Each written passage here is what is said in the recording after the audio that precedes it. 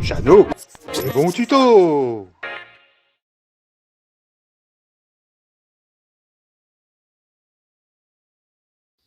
Bonjour à tous.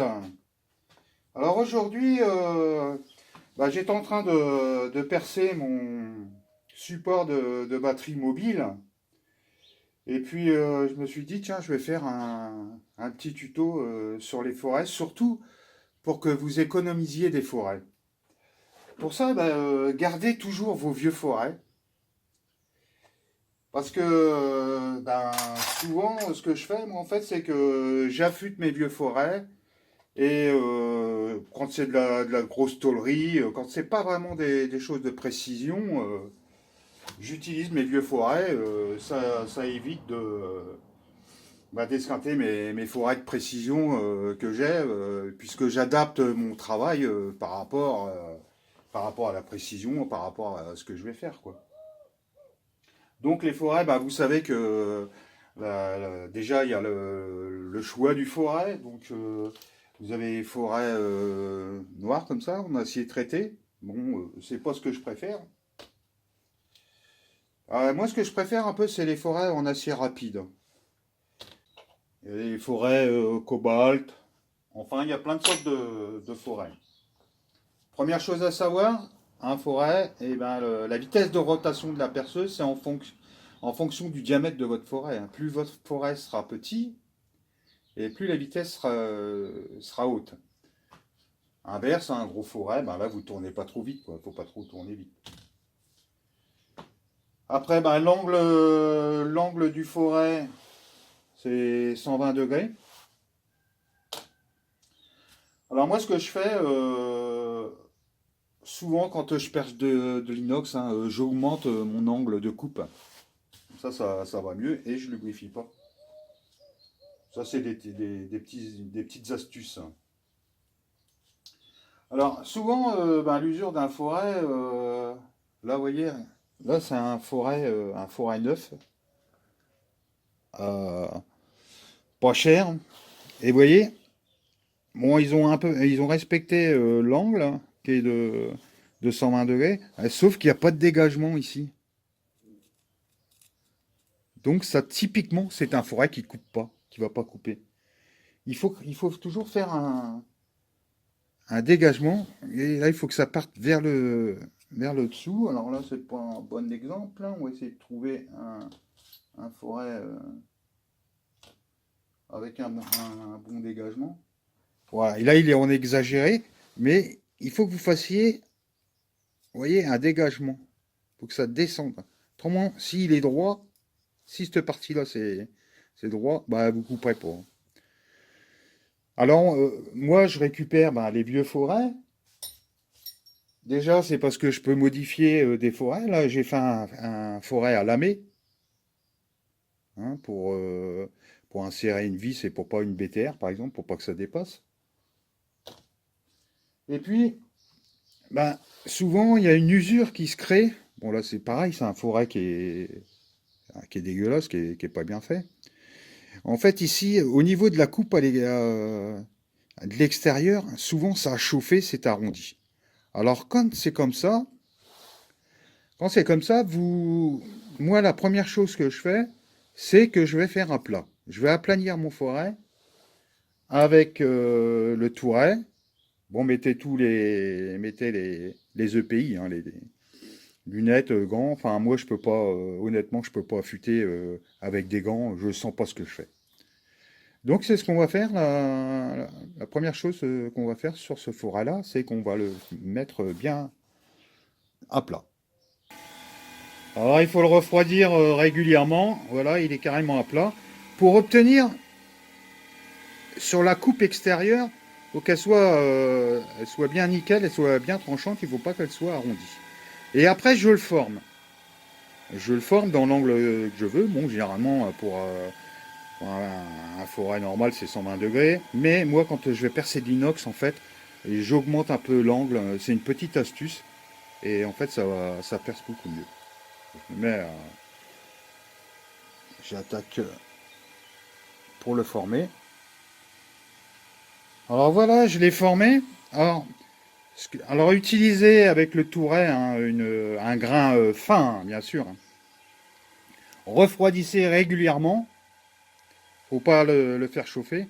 Et là, en fait, alors, bien sûr, les puristes, hein, ils vont dire, ah ben non, mais il n'a pas un angle à 120 degrés. Non, parce que moi, c'est un forêt que je vais utiliser pour percer de l'inox. Donc, moi, je rajoute toujours, je change un peu mon angle. Donc, voilà, il est juste formé. Il faut être centré, là, entre les deux. Et après, je vais faire, en fait, le dégagement ici. Alors, pour le dégagement, c'est tout un coup de... C'est un petit coup de poignet. Alors, en fait, Vous voyez, il n'y a pas du tout de dégagement, je ne sais pas si on voit. C'est droit, quoi. Donc ça, c'est typiquement un forêt qui va pas couper.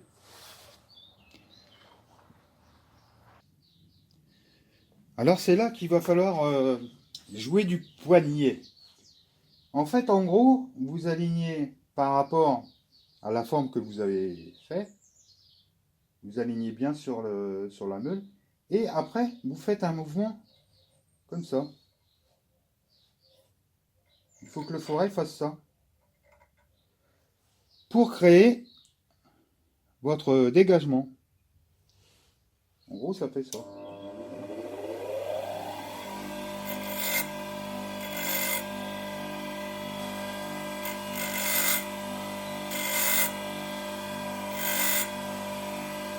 Vous refroidissez.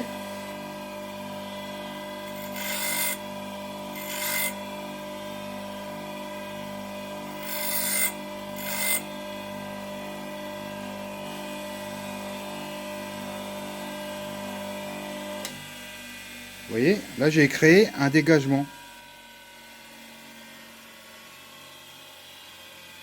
Alors je vais bien le reprendre parce qu'après, autrement, la vidéo sera trop longue. Alors, vous voyez, j'ai créé un dégagement. Un dégagement vers le bas. C'est ce qui est le plus important. Autrement, votre forêt ne va pas couper. Hein. Moi, j'ai beaucoup de jeunes à l'usine, ils venaient, ils affûtaient, là, ils faisaient un beau forêt, mais un bel angle et tout. Mais en fait, ils coupaient pas. Bah oui, parce que si vous n'avez pas de dégagement, en fait, vous coupez pas. Donc, bah, on va faire un essai. On va essayer de... On va faire un avant-trou, c'est mieux. Hein. C'est plus facile avec un petit forêt. Puis après, on va utiliser un forêt avec l'angle de coupe que j'ai modifié. C'est surtout pour l'inox, hein, ça. Pour pour la ferraille normale, l'acier, utiliser des forêts, enfin affûter-les à 120 degrés, ça va le faire. Hein. Donc on va faire ce test-là.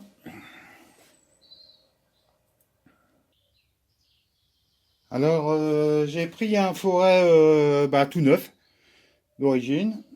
Donc on va voir comment ça perce.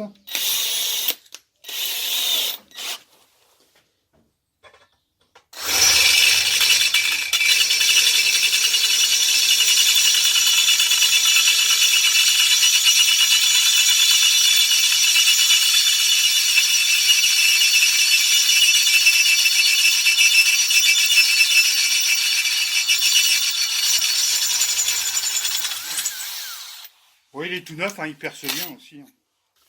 Et puis on va prendre le forêt que normalement on aurait jeté, quoi. Donc modifier. Ah, il attaque sec. Hein. Ah, pareil, insérer toujours le forêt sur la tige. Hein. Pas trop près. Pas trop près de la cannelure d'évacuation de copeaux. Parce que autrement il va casser. Bon là je suis encore un peu trop près.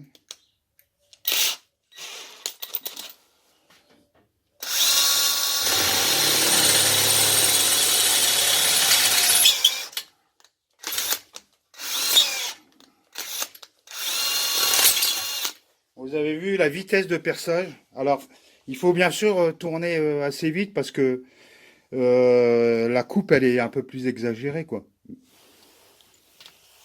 Mais voilà, ça perce beaucoup plus vite, hein, avec mon forêt modifié. Hein.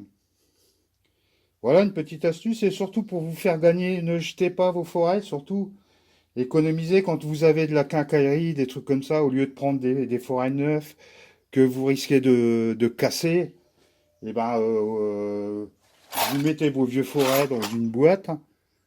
De temps en temps, vous en affûtez un. Donc voilà une petite astuce sympa. Alors voilà pour les forêts. Alors j'espère que bah, ça va vous faire économiser. Le but hein, de cette vidéo, c'est de vous faire économiser bah, des forêts. Donc de l'argent, c'est bon pour votre porte-monnaie et c'est bon aussi pour la planète. Voilà, je voulais revenir sur ma batterie mobile avec le convertisseur en 220. Donc voilà, bah, pour ceux qui me suivent, j'ai rajouté le sectionneur puisque je m'étais aperçu qu'en fait le convertisseur 12220 consommait, même à l'arrêt, consommait un léger courant. Et puis en même temps, bah, j'ai rajouté un petit voltmètre. Voilà, 12,8 volts. Et que j'ai branché directement à la batterie parce que comme ça, quand je sectionne, en fait, eh ben, il va se couper directement. Donc ne descendez jamais en dessous de 11 volts 6 hein, pour une batterie. Parce qu'après, ils vont se mettre à phosphater.